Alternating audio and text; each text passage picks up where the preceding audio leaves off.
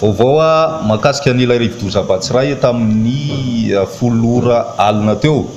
Any amin'ny distriktan'ny Mananjary misy ny ivon'ity rivo-doza ity mbola mahery dia mahery tokoa ny rivotra satria dia mbola misy hatrany amin'ny 580 amin'ny 100 kilometatra isan'ora arahana tafiotra 360 kilometatra isan'ora. Mizotra miakandrefana izy amin'izao fotoana izao miala tsikelikely ny distriktan'ny Mananjary zany. Amakivaky ny avoatany izy zany hoe tsy miova zany ny vinany ho lalan'ity rivo-doza ity satria dia amakivaky ny avoatany izy anio alina raha pisy solakandro izy tombana mivoaka any amin'ny lakandran'ny Mozambika.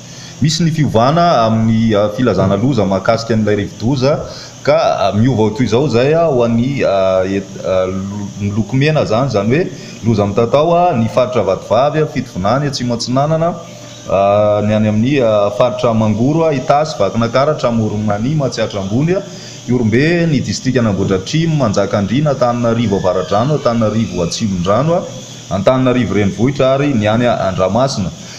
Filazana loza miloko manambana kosa na miloko mavo ny faritra Bongolava, Menabe, Tsimandrefana, Nosy ary ny distriktan'ny Antsalofa.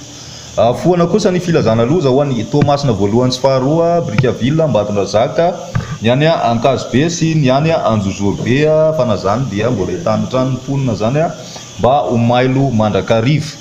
Izay no azo ambara indray aloha raha mahakasika an'ity rivo-doza ity rehefa avy eo indray ny fotoana manaraka.